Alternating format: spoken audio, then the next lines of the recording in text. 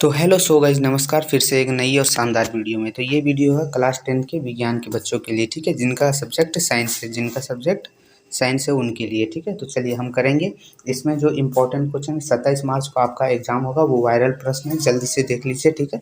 यही मतलब ये सब है ना, इसी तरीका से क्वेश्चन आप लोगों को पूछा जाएगा, आप लोग जरूर से जरूर देख लीजिएगा। चलिए हम लोग चलते हैं क्वेश्चन की तरफ, ठीक है। तो देखिए हम आ चुके हैं ये क्वेश्चन की तरफ। ये हम लोग का है प्रीवियस ईयर क्वेश्चन पेपर है, ठीक है। जो ओरिजिनल वाला जो एग्जाम में पूछा गया था वही वाला ओरिजिनल वाला, ठीक है। तो आप इसे जरूर से ज़रूर पूरा कर लीजिए, क्योंकि ये भी बहुत ही इंपॉर्टेंट है आप लोगों के लिए, ठीक है। तो पहला क्वेश्चन देखिए हम लोगों को पूछ रहा है कि उत्तल दर्पण द्वारा बना प्रतिबिंब सदैव कैसा होता है। मतलब दर्पण द्वारा बना प्रतिबिंब कैसा होता है हमेशा, तो वो सीधा होता है, ठीक है। ऑप्शन नंबर 4 हो जाएगा इसका, हमेशा वो सीधा ही होता है, ठीक है। चलिए दूसरा क्वेश्चन की तरफ चलेंगे। आप लोग अगर इंग्लिश से दे रहे हैं तो आप लोग इंग्लिश में पढ़ लीजिएगा और इसका टिक मार लीजिएगा। चलिए चलते हैं हम लोग। दूसरा नंबर क्वेश्चन बोल रहा है गोलीय दर्पण का फोकसांतर उसकी वक्रता त्रिज्या का कितना गुना होता है। तो ये आधा होता है। कितना होता है? आधा होता है, ठीक है। चलिए ऑप्शन नंबर 2 इसका सही है। चलिए हम लोग तीसरा क्वेश्चन जो देखेंगे वो बोल रहा है अवतल दर्पण की फोकस दूरी होती है। तो अवतल दर्पण की फोकस दूरी क्या होती है? तो वो हमेशा ऋणात्मक होती है, ठीक है। मतलब वो हमेशा माइनस में होती है, ठीक है, ऋणात्मक होती है, ठीक है, नेगेटिव होती है। चलिए अगला चलेंगे हम लोग। क्वेश्चन नंबर चौथा जो बोल रहा है हजामती दर्पण के रूप में किस दर्पण का उपयोग होता है, ठीक है। मतलब हजामत बनाने के लिए, दाढ़ी बनाने के लिए किस दर्पण का उपयोग होता है? तो वो हो जाएगा अवतल दर्पण। क्या है? अवतल दर्पण। ऑप्शन नंबर 1 हो जाएगा, ठीक है, चौथा का। चलिए हम लोग चलेंगे पांचवा क्वेश्चन। तो देखिए हम लोगों ने 4 नंबर क्वेश्चन देख लिया। इसका होगा अवतल दर्पण, ठीक है। या तो हजामत दर्पण के रूप में, या तो वहाँ दाढ़ी बनाने के लिए किस दर्पण का यूज किया जाता है, तो उसमें हम लोग को वही लिखना है, ठीक है। चलिए पांचवा नंबर क्वेश्चन की तरफ चलेंगे, जिसमें बोल रहा है गोलीय लेंस मुख्यतः कितने प्रकार के होते हैं। गोलीय लेंस कितने प्रकार के होते हैं? 2 लेंस, 2 प्रकार के, ठीक है।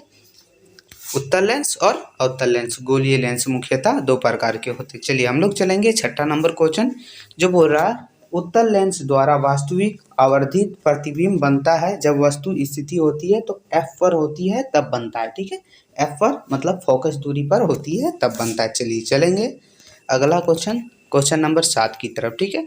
आप लोग अगर इंग्लिश में दे रहे हैं तो आप लोग इंग्लिश अच्छे से रीड करके आप अपना टिक लगा लीजिएगा और पढ़ लीजिएगा। अब चलेंगे अगला क्वेश्चन जो बोल रहा है हम लोग का कि जब प्रकाश की किरण हवा से कांच में जाती है तो वह मुड़ जाती है। किधर मुड़ जाती है? तो वो अभिलंब की ओर मुड़ जाती है, ठीक है। तो जब जाती है ना तो अभिलंब के तरफ मुड़ जाती है। चलिए हम लोग हो गया ये हम लोग का। अब चलेंगे 8 नंबर क्वेश्चन जो ये बहुत इंपॉर्टेंट है। ऐसा ऐसा क्वेश्चन आता ही रहता है। बोला लेंस की क्षमता का ऐसा ही मात्रक क्या है? तो ये बहुत ही इजी भी है, ठीक है, साथ ही साथ इजी भी है, जो है डाइऑप्टर आप लोगों का होगा, ठीक है। डाइऑप्टर ऑप्शन नंबर 4 हो जाएगा आठवां का। चलिए अगला क्वेश्चन, क्वेश्चन नंबर 9 की तरफ चलेंगे जो बोल रहा है हमारे नेत्र में लेंस होता है। कैसा लेंस होता है? तो उत्तल लेंस। हमारे नेत्र में उत्तल लेंस होता है, या तो बोल दे मानव के नेत्र में कौन सा लेंस होता है? तो उत्तल लेंस होता है। चलिए ठीक है। चलिए अगला चलेंगे आँखों की लेंस की वक्रता त्रिज्या को नियंत्रित करती है। कौन नियंत्रित करती है? तो पुतली। पुतली जो है वो आँखों की लेंस की वक्रता त्रिज्या को नियंत्रित करती है, कंट्रोल करती है। अब चलेंगे क्वेश्चन नंबर 11 जो बोल रहा स्पष्ट दृष्टि की अधिकतम दूरी का मानक मान है। तो ये अनंत तक है, ठीक है, यही रहेगा अधिकतम दूरी, ठीक है, यही रहेगा निकटतम दूरी, तो ये हो जाएगा 25 सेंटीमीटर, ठीक है। लेकिन यहाँ है अधिकतम, तो ये हम लोग का होगा अनंत, ठीक है। चलिए अब चलेंगे अगला क्वेश्चन की तरफ जो 12 नंबर क्वेश्चन है जो बोल रहा अवतल लेंस के चश्मे का उपयोग करके किस दृष्टि दोष को दूर किया जाता है। तो ये हो जाएगा निकट दृष्टि दोष को अवतल लेंस के चश्मे का उपयोग करके दूर किया जाता है। Option number A. चलिए अब चलेंगे अगला क्वेश्चन जो बोल रहा है तारे का टिमटिमाना प्रकाश के किस घटना को दर्शाता है, प्रदर्शित करता है, बताता है। तो ये प्रकाश का अपवर्तन, परावर्तन नहीं होगा, प्रकाश का अपवर्तन होगा, ठीक है। ऑप्शन नंबर 2 ही इसका सही है। चलिए अगला क्वेश्चन चलते हैं हम लोग। क्वेश्चन नंबर 14 जो बोल रहा है किसी अभिक्रिया में भाग लेने वाले पदार्थ को क्या कहते हैं? तो उसे हम कहते हैं अभिकारक। अभिकारक कहते हैं ना कोई भी प्रक्रिया में भाग लेने वाले जो है अभिक्रिया में भाग लेने वाले पदार्थ को हम लोग अभिकारक कहते हैं। चलिए अगला क्वेश्चन की तरफ चलेंगे जो बोल रहा है समीकरण CaCO2 उसमें उष्मा दिए CaO और CO2 में टूट गया। तो ये किस प्रकार की अभिक्रिया, तो ये है वियोजन अभिक्रिया। क्या है? वियोजन। ये टूट रहा है, टूटता तो ये हो जाता संयोजन, ये है वियोजन। याद रखिएगा, टूटना यानी वियोजन, जुड़ना यानी संयोजन। चलिए अगला क्वेश्चन चलेंगे। श्वसन कैसी रासायनिक अभिक्रिया, तो ऊष्माक्षेपी अभिक्रिया। ऊष्माक्षेपी, श्वास लेने के बाद ऊष्मा निकलता है, ठीक है, ऊष्माक्षेपी हो जाएगा, ऑप्शन नंबर ए हो जाएगा। चलिए 17 नंबर क्वेश्चन चलते हैं, जिसे निम्न में से कौन सी अभिक्रिया नहीं होगी। यहाँ 4 ऑप्शन दिया है, तो ये हो जाएगा ZnSO4 प्लस Cu, ठीक है, मतलब जिंक, ये हो जाएगा, ये आप लोग का मतलब ऑप्शन नंबर 2 है, ये आपका सही आंसर हो जाएगा 17 का, ठीक है। 17 नंबर का। 18 नंबर क्वेश्चन बोल रहा है, निम्न में कौन संतुलित समीकरण है। संतुलित समीकरण मतलब इधर जितना मान है उधर इतना भी होना चाहिए, तब ये संतुलित होता है। तो ये हो जाएगा ऑप्शन नंबर 2। आप देख लीजिए अच्छे से, देखिए Fe3 है, यहाँ Fe3 है, ठीक है। देखिए H2 मतलब H जो है वो 4 है, तो देखिए H जो है वो 4 है और 2 है, ठीक है, ये मिल जा रहा है। अब है O का मान, O तो है यहाँ 4 है ना, वो 4 है, तो ये भी 4 है, मतलब ये है ऑप्शन नंबर 2 हम लोग का सही हो जाएगा। चलिए 19 नंबर क्वेश्चन की तरफ चलते हैं, जो बोल रहा है अभिक्रिया ZnO प्लस C, फिर इसे टूट रहा है, Zn प्लस CO में टूट गया, में इसका उपचयन होता है। किसका उपचयन होता है, तो ये C का उपचयन होता है, कार्बन का उपचयन होता है, ठीक है। चलिए अब चलेंगे अगला क्वेश्चन की तरफ, जो बोल रहा है 20 नंबर क्वेश्चन है हम लोग का, कौन सा पदार्थ लाल लिटमस पत्र को नीला कर देता है, तो वो क्षार पदार्थ जो भी है वो लाल लिटमस पत्र को नीला कर देता है, ठीक है, ऑप्शन नंबर 2 हो जाएगा।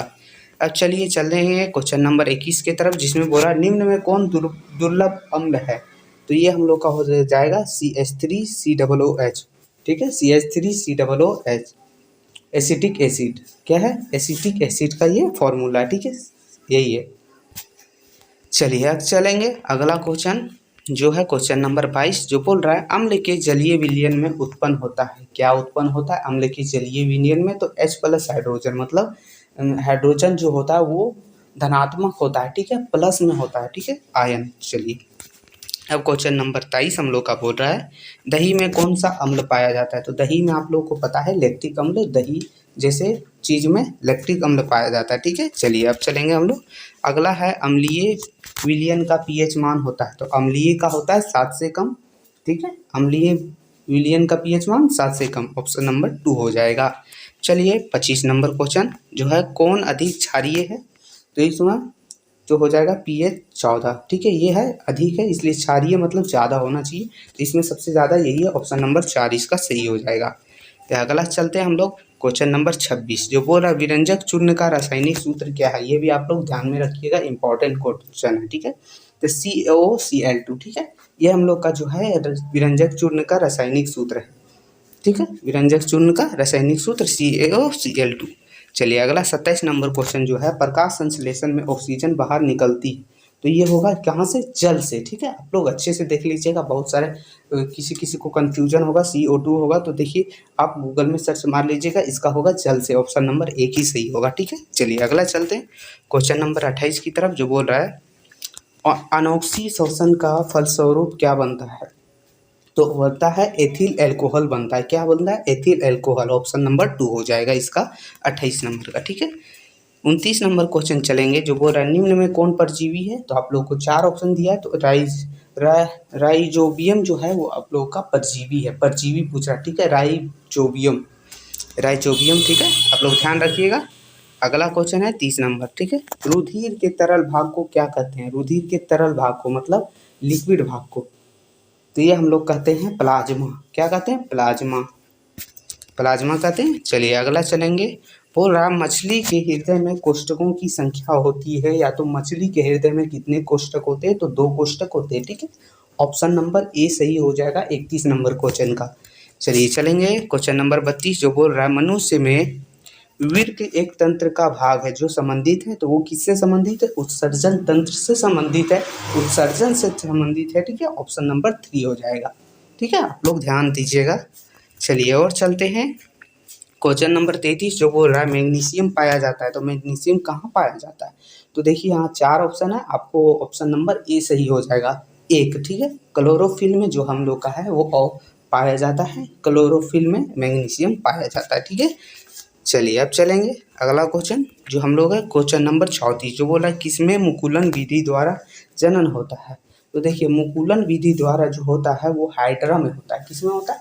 हाइड्रा। ऑप्शन नंबर 2 हो जाएगा 34 नंबर क्वेश्चन का। चलिए अगला क्वेश्चन चलते हैं जो क्वेश्चन नंबर 35 है। बोल रहा है एड्स रोग किसके कारण होता है। तो विषाणु के कारण होता है।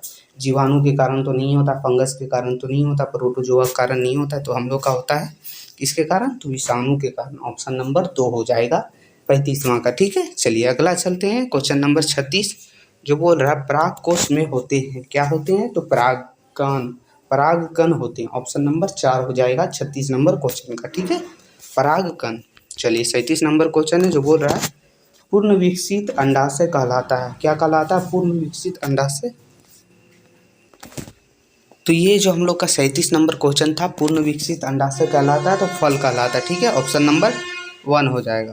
तो इसका ऑप्शन नंबर 1 हो जाएगा फल। ठीक है आप लोग ध्यान दीजिएगा। अगला चलते हैं 38 नंबर क्वेश्चन की तरफ जो बोल रहा है अनवीकरणीय ऊर्जा स्रोत है तो कोयला है। ठीक है नवीकरणीय बोलता है तो उसमें होता पवन ऊर्जा, सूर्य ऊर्जा और जल।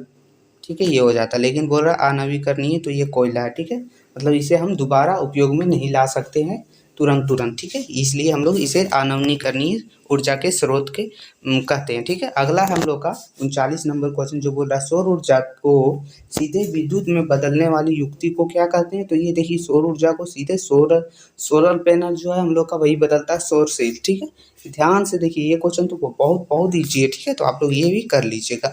अगला चलेंगे क्वेश्चन नंबर लास्ट और 40 जो बोल रहा है निम्नलिखित में कौन मुख्यतः जैव गैस का संगठन है। तो कौन है? हाइड्रोजन तो नहीं है, एथेन तो नहीं है, ब्यूटेन तो नहीं है, तो हो जाएगा मैथेन। ऑप्शन नंबर 2 हो जाएगा। ठीक है ऑप्शन नंबर 2 मैथेन। चलिए ये हम लोगों ने 40 क्वेश्चन कर लिया। इसका जो PDF है आपको हमारे टेलीग्राम चैनल पर मिल जाएगा और भी वीडियो आप लोगों को साइंस का अपलोड किया जाएगा।